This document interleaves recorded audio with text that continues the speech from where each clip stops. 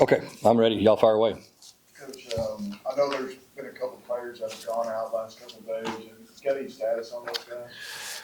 Yeah, we've had a couple of guys. Brent Alfinger got hurt, I believe, practice one or two in a kickoff special teams drill, and ended up, having a knee injury that's going to require him to have surgery. So disappointing for him. I hate that for him. Got a couple other guys. Avery got a little banged up. Not sure on him yet. We're kind of waiting to see how that's going to play out. And then Vernon is a little bit banged up as well. So both those guys are, we're not sure yet. Obviously it's two corners. So our hope is that we get good news on those guys and it's not as serious as it could be. So that'll play out here over probably the next 48 to 72 hours with them. I think 6 practices into fall camp now. What's your assessment of where this team is? You know what? I'm very pleased. Like I told the guys today, we're basically 1/3 of the way done with fall camp when it comes to, just competing offense versus defense, and then the rest of the practices will be devoted to getting ready for the Stanford game. I'm very pleased so far with what I've seen. Just the effort, the physical mentality, the attention to detail, has been better than it's been at any time since we've been here. So I'm very encouraged by that. Love the way the guys are working and competing against each other and making each other better. And there's a tremendous amount of competition right now. And, guys know that there's enough depth where if they have a bad practice or two, then they're going to look up and someone's going to be in their spot. So I think that's encouraging, but I think the biggest thing is just guys pushing each other to holding each other accountable. And, every time there's a little bit of a lull in practice, somebody will step up and do something to get it fixed. And so I've been very, very encouraged, by that. And that's, the big picture things. And then there's a lot of little picture things behind that we have to get right, but you can't get those right unless you get the big picture things right. So I'm very satisfied with those. And, we have a jillion miles to go, but we're a lot further along, than we've been. You had Dana and Coach Grant to the staff this week. What do you think those two coaches provide? Yeah, I think Dana and Todd both are, both of those guys have had distinguished careers. I think that's the big thing. They have both been very successful. They both have worked their way up. I met Todd when he was the head coach at Allen High School, and I was recruiting Allen High School, and I was impressed with him at that point. Just his drive and his work ethic and his passion for football. And then I met Dana around the same time, and same thing. They're both kind of creative, outside the box thinkers. They see things different, which is very valuable to me. I like to have people that I can talk to that, have a different frame of mind and a different viewpoint than I do. And those guys are incredibly valuable. Just their experience, they've run programs and very, very highly successful programs. Todd Graham's won everywhere he's been. Dana's been an outstanding coach. Everybody knows what his record is. And so those guys have won at the very highest level and have played in big games and coached in big games and have built programs. And so, what they're going to do for us is what I'm excited about. I think, they both understand that it's not about them. They're here because they want to serve the players and they want to serve TCU's football program. And they're here and they understand their role is very clearly defined.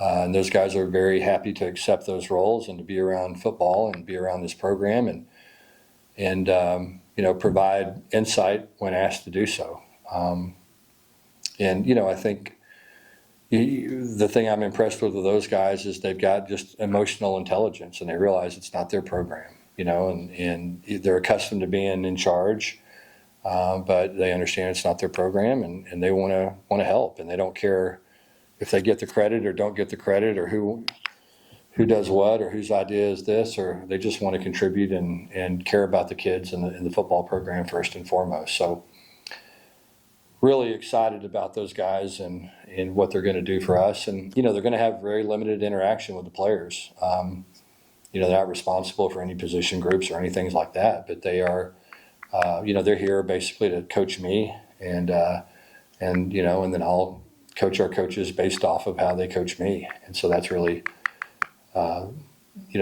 what they do. And they provide, again, very experienced, insightful, additional set of eyes to the big picture things and also very small detail things as well. Sonny, bouncing off of that, those two hires make it now 4 head coaches, former head coaches on your staff. Last year there was none. Was that a conscious change for you? I think a little bit. I think you want to go get the best people, and I think, the guys at some point, perform well in this profession, get rewarded with opportunities to be a head coach. And so you always want to hire successful people. And, I think you look at Andy and, was the head coach at Boise State his first year. I think he wins 10 games and is the Mountain West Coach of the Year, right out of the chute. And so, highly successful as a defensive coordinator, but also was very successful as a head coach and learned a lot from that experience. And, I think I like hiring people that are experts in their field, but also have a broad-based perspective. And Andy and Ken both do that. Ken's been around successful programs his entire career and around guys that have thought outside the box. He worked with Mike Leach for a long time, and Mike used to brag to me about what a great coach Ken Wilson was and how much he enjoyed being around him, and and how, again, emotionally intelligent he was, just in terms of his ability to be able to affect people without disarming them, or without arming them, rather, without, alarming them and creating problems. And so, anyway, those guys are really, really good. And then anytime you have a chance to bring talented guys in like Todd and Dana, you'd be crazy not to do it. And again, it all comes down to, it doesn't do any good if it's not going to work. And the great thing is those guys are going to do everything to make sure it does work, because again, they understand it's not about them. It's about our program. We're starting to see some more big plays from the offense. How satisfied are you with their progression so far, Kim? Good. Yeah, good. I think as they get more offense in, that's going to create more opportunities for bigger plays. And what I like is what I'm starting to see is guys making routine plays that turn into big plays, where you get a good double team at the point of attack and you create a seam and the back hits the seam, and then a guard comes off on a linebacker like you want, and then a wide receiver goes and blocks a safety like you want, and all of a sudden, what could be a 3 or 4 yard run turns into a 30 or 40 yard touchdown. And that's what you want to see. You don't really care about some play where you trick somebody or whatever. It's more about, just executing how you're supposed to and then getting rewarded by having a big play. And, I think we've got big play backs. I really do. I think we got 4 or 5 guys that if you get that block and they get that daylight, they can score. And so, we're going to be very different this season at running back than we were last year. I think just because of that big play ability that these guys possess that, maybe wasn't our strength last year. Coach, one of the positions that it's pretty good battle competition right now is center. Can you talk a little bit about James and Colton? Yeah, James and Colton. We came into camp with Colton as the starter, and he performed pretty well and got sick and missed a couple of practices. And, James did exactly what he was supposed to do, took his place, and we didn't notice that Colton wasn't there. You know what I mean? And that's what you want. You want guys to come in and replace somebody if somebody goes down. And then the great thing is Colton came back and saw that James played pretty well. And now here we go. We got a competition. And that's just the way this stuff works. The great thing about those guys is they're incredibly versatile. They can bounce between center and guard. Our job is find the best 5 offensive linemen and play those guys. And, my guess is those both of those guys will be 2 of the 5. If I was, if somebody made me guess that would be the case, I would say that's probably right.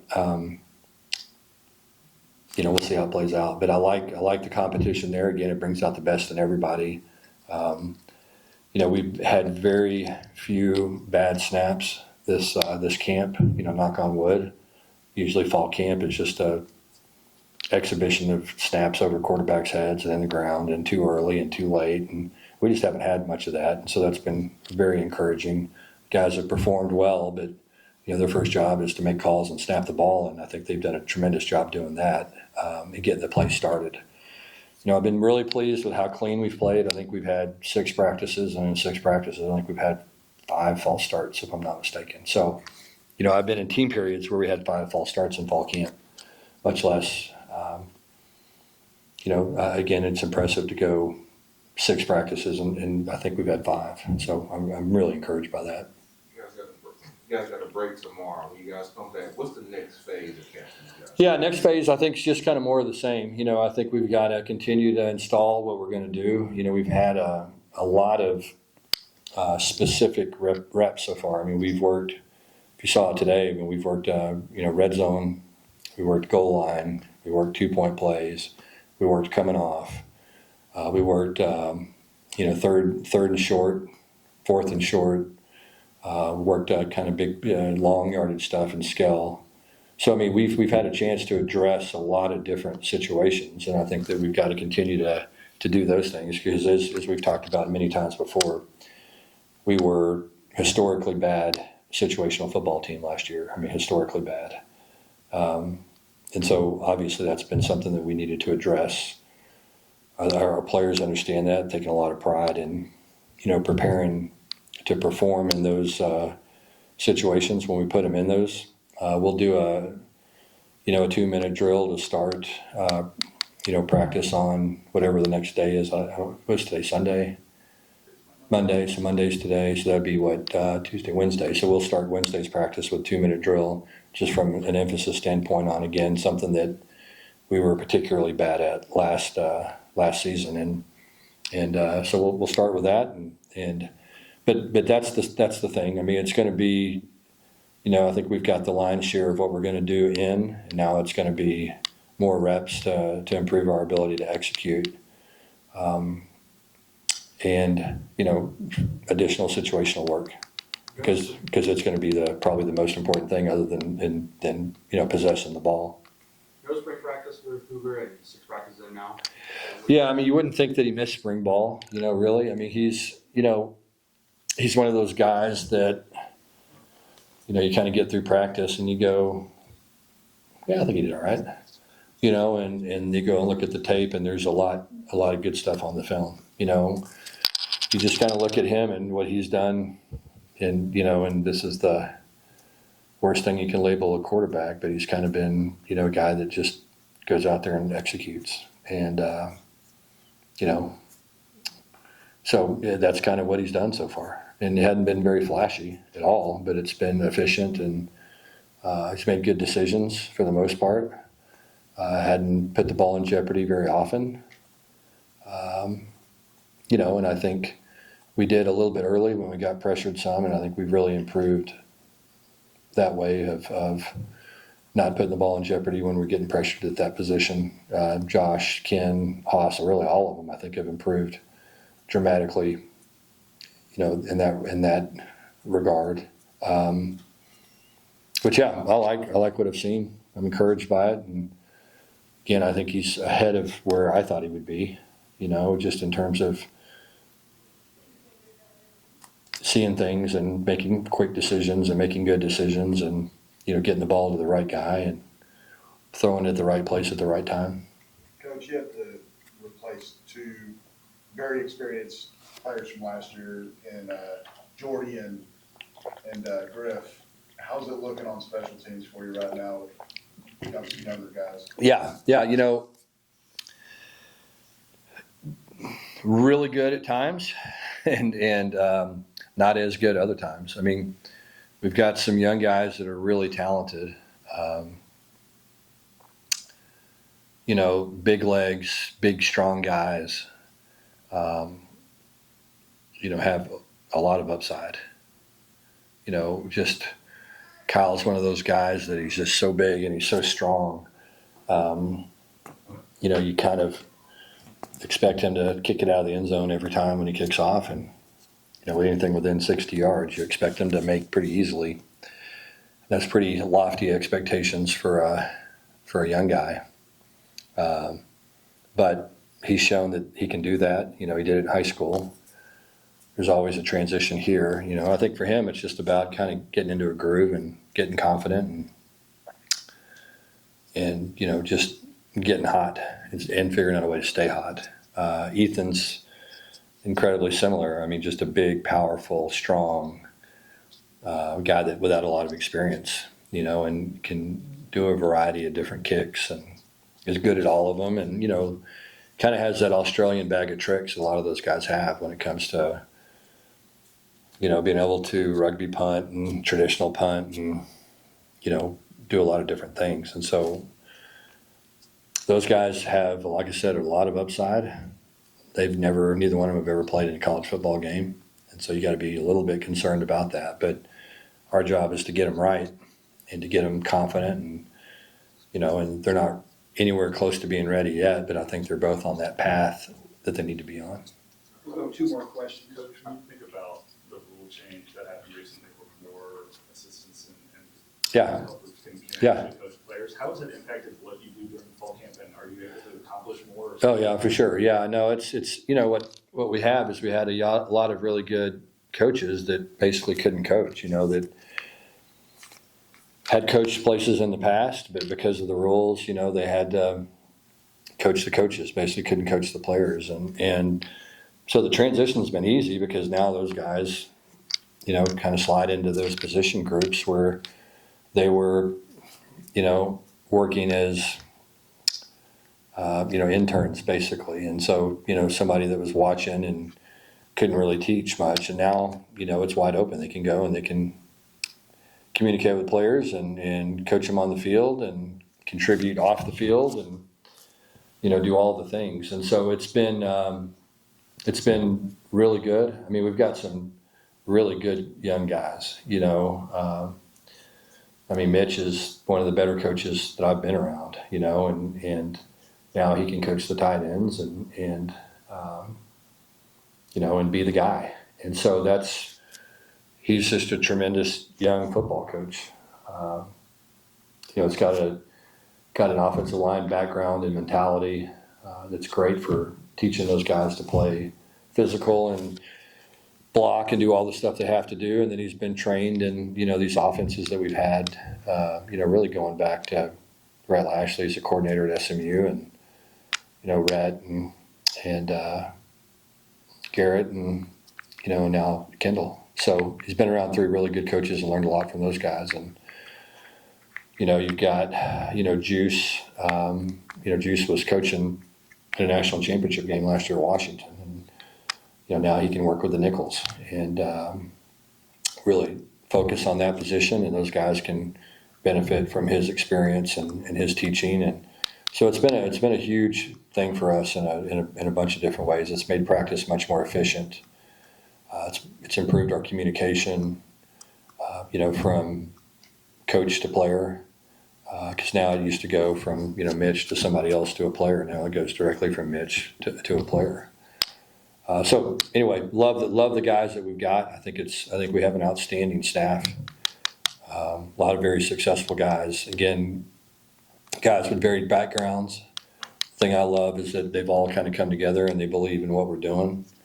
And again, there's nobody that's sitting around pounding their chest going, I know more than you or any of that. I mean, everybody's here pulling the rope the same way. And I think it's going to help us have a successful team. I don't think I've seen them out there. Is there a status update on Cade Bennett? Yeah, Cade had, a disc issue that is going to be surgical. And so he's got here, started working out a little bit, flared up on him over the summer. We thought he was going to be good.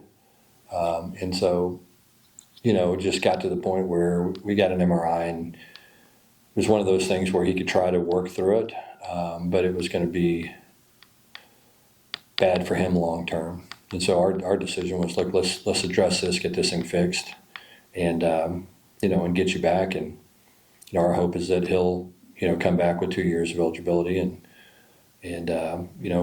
won't be able to us this year, but be a significant contributor for next season. Coach, you're on day 6 of training camp, basically preseason. So what is the team culture looking like on the field as well as off? Yeah, this group I think is competitive. I think that's the bottom line. When you think about the identity of this team 6 practices in, is they just like to compete.